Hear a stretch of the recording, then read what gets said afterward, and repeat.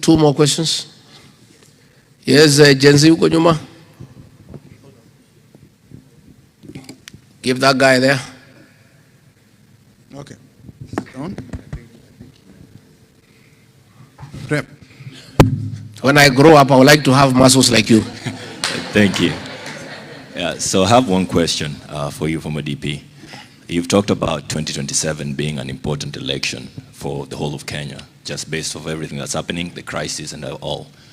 But then you've mentioned a lineup of people who, in one way or another, have failed the country. You've mentioned Kalonzo, Wamalwa, Martha Karua, and all the other people who are running. But in one way or another, each of them have had backroom deals in the past to more or less further their own agendas.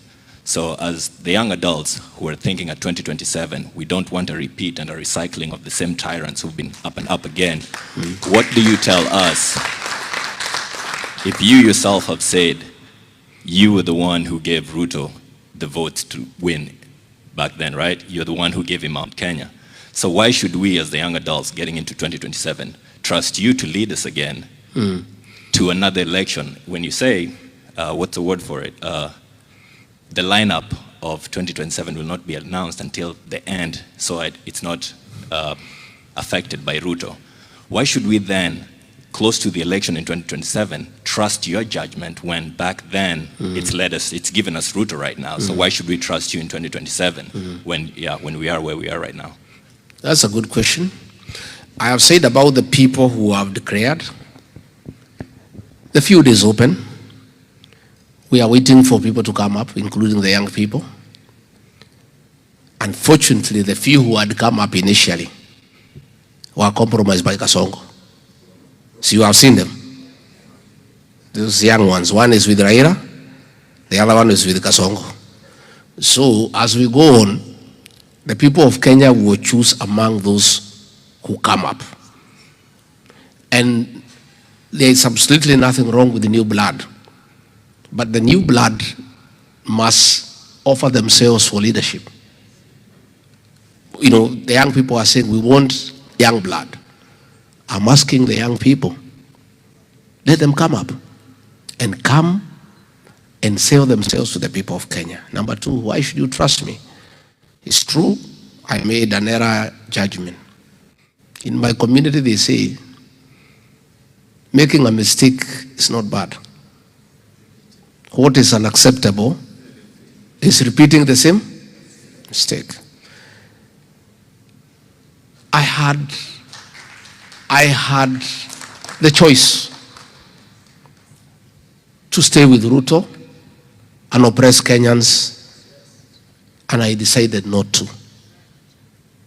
I gave up a job, a good job, very lucrative, with privileges, to stand with the people of Kenya. If I was a selfish person, if I was like Ruto, I would have just agreed to what he wanted. We just hung together, we killed children, or with Raila, you give him some little money, he hangs around. And why the young people trust me? When they needed somebody to start with them, at their lowest, when they were being killed and called criminals and being butchered, I, as deputy president, stood with them and said, this is unacceptable.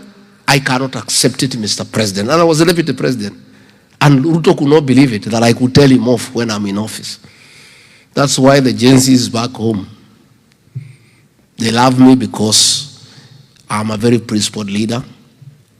And I am tested that when it mattered most, I made a decision that to some people looked very foolish and very dangerous, but to many people looked very courageous.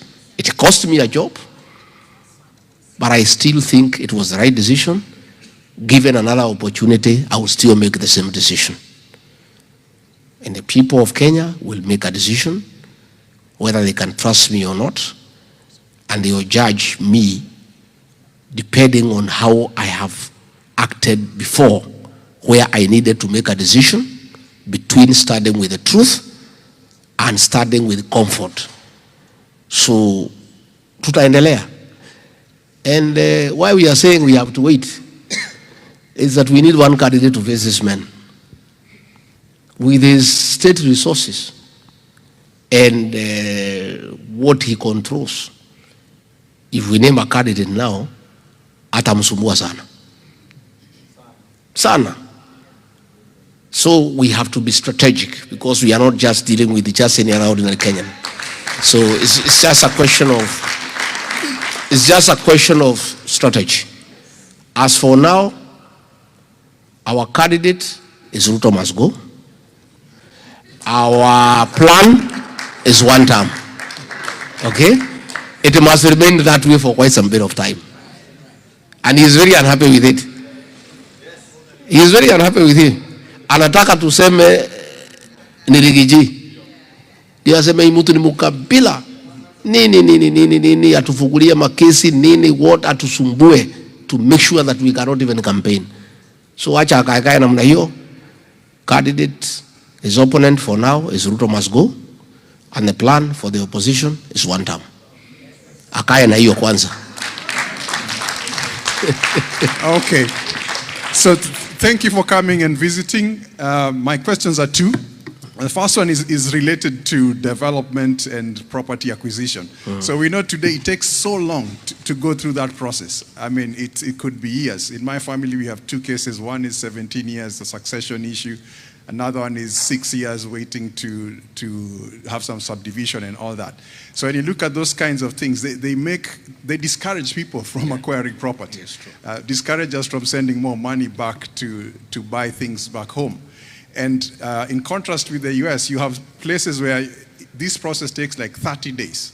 And you might not even need to meet the person selling the property. Everything goes so smoothly, and within 30 days, everything is done.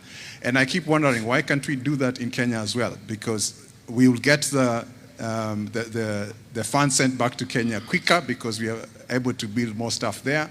The government will get its tax, its stamp duty quick, and maybe foreign investors will also be encouraged to send money back, to invest in Kenya. So I think that is something within the government's power to accelerate so that we can make it easier for people to complete property transactions. Yes. And second, last one is, it seems like we are coaching Kenyans to have a bad relationship with tax, and really it's the only way we can provide government services.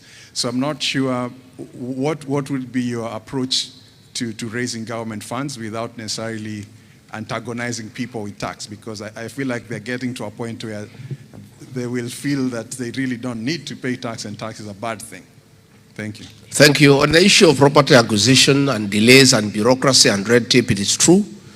It's something that we need to do as an administration, together with the National Assembly and the Senate, to really review our land laws,